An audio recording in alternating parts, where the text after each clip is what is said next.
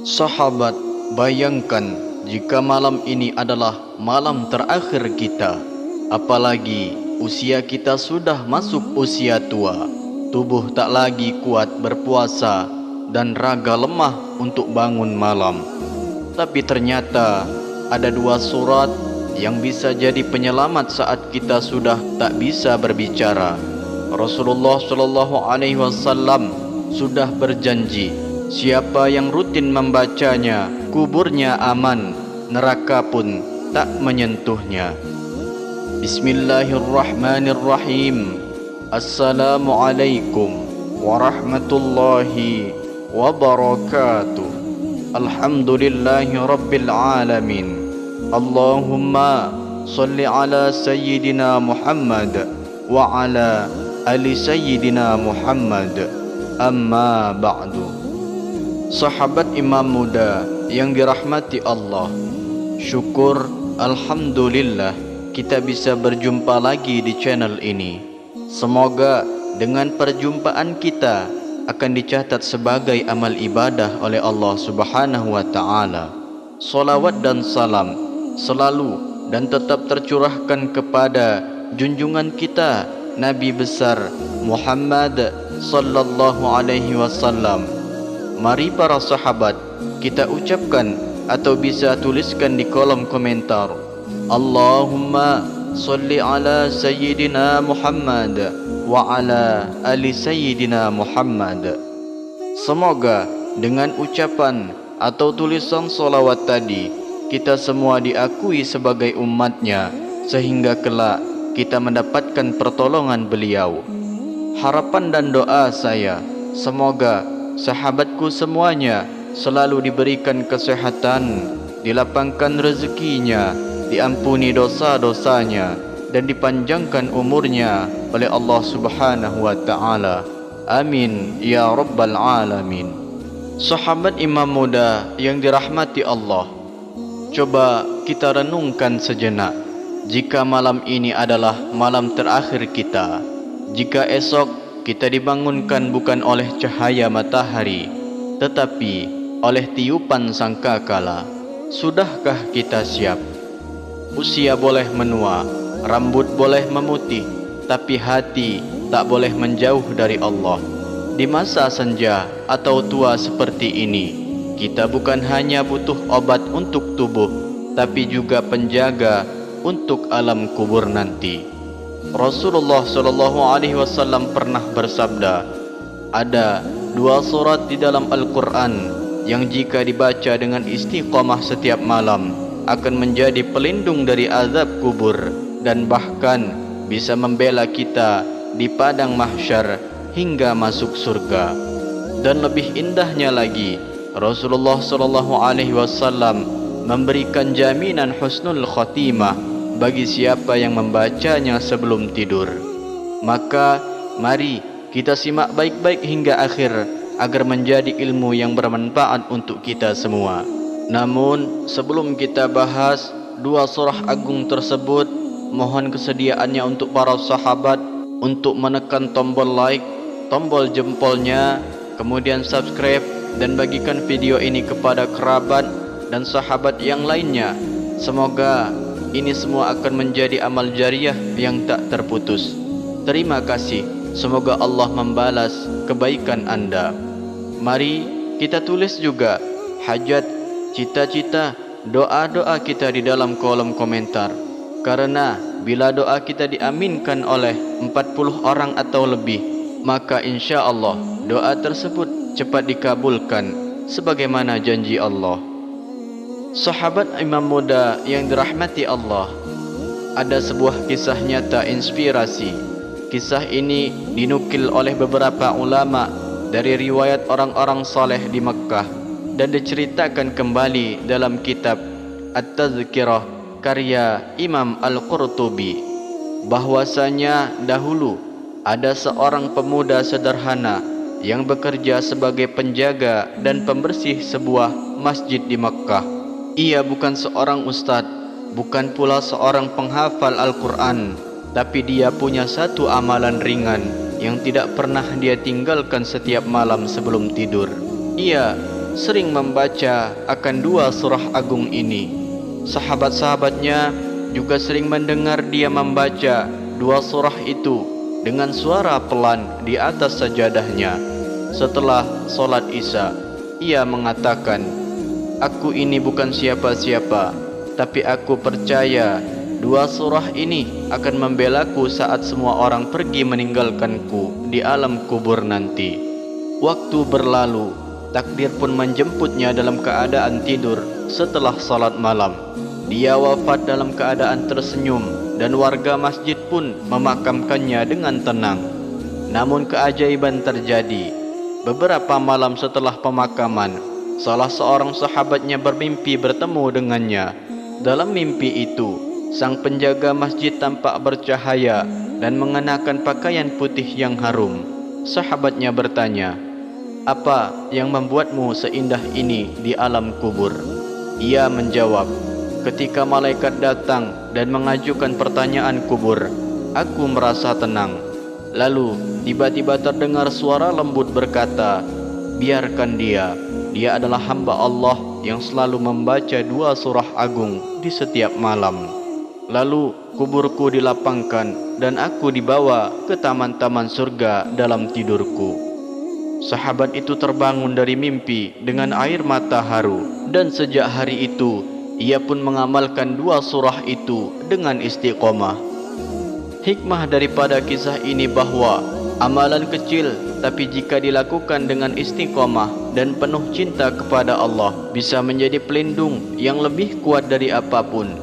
Jangan pernah remehkan dua surah ini, karena bisa jadi kelak saat kita terbaring sendiri di alam kubur, merekalah satu-satunya teman yang datang membela kita. Sahabat, inilah dua surah agung yang akan membuat kita aman dari azab kubur dan api neraka, meninggal dalam keadaan husnul khotimah, dan bahkan membawa ke gerbang surganya Allah. Yang pertama yaitu surah Al-Mulk atau Tabarakalladzi biyadihil mulk. Surah ini terdiri dari 30 ayat. Bukan panjang, tapi fadilahnya luar biasa. Hadis riwayat Abu Daud dan Ahmad dari Abu Hurairah radhiyallahu anhu menyebutkan bahwa ada satu surah di dalam Al-Quran terdiri dari 30 ayat yang akan memberi syafaat kepada pembacanya hingga ia diampuni dosanya. Surah itu yaitu Tabarakalladzi biyadihil mulk atau Al-Mulk.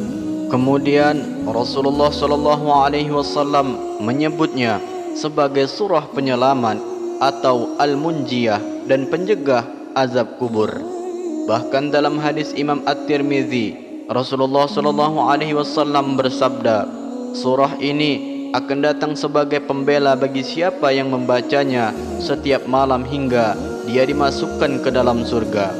Jadi para sahabat, sebelum tidur malam ini, sempatkan walau mengantuk, baca satu kali surah Al-Mulk.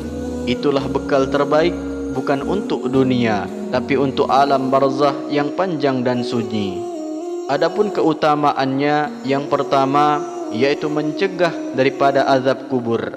Rasulullah SAW bersabda, surah Al-Mulk adalah pencegah, surah penyelamat dari azab kubur. Hadis riwayat At-Tirmizi. Lalu yang kedua, memberi syafaat hingga diampuni dosa-dosa. Sesungguhnya ada surah dalam Al-Quran yang terdiri dari 30 ayat yang akan memberi syafaat bagi orang yang membacanya hingga diampuni dosanya, yaitu Tabarakalladzi biyadihil mulku atau Al-Mulk. Hadis riwayat Abu Daud dan Ahmad. Lalu yang ketiga yaitu dinamai Al-Munjiyah atau penyelamat, karena surah ini akan membela pembacanya hingga dimasukkan ke surga. Kemudian yang keempat, menghindarkan dari fitnah kubur dan pertanyaan malaikat mungkar dan nakir. Banyak ulama dan orang soleh menjadikannya bacaan rutin sebelum tidur sebagai perisai di alam barzakh. Kemudian surah yang kedua yaitu surah Al-Ikhlas atau Qul huwallahu ahad. Kita semua tahu betapa agungnya surah pendek ini. Tapi tahukah kita bahwa Rasulullah sallallahu alaihi wasallam pernah bertanya kepada salah seorang sahabat yang selalu membaca surah ini dalam setiap salatnya. Ketika ditanya alasannya, ia menjawab, "Aku mencintai surah ini, ya Rasulullah." Maka Rasulullah pun bersabda, "Kecintaanmu kepada surah ini akan memasukkanmu ke dalam surga." Hadis riwayat Bukhari.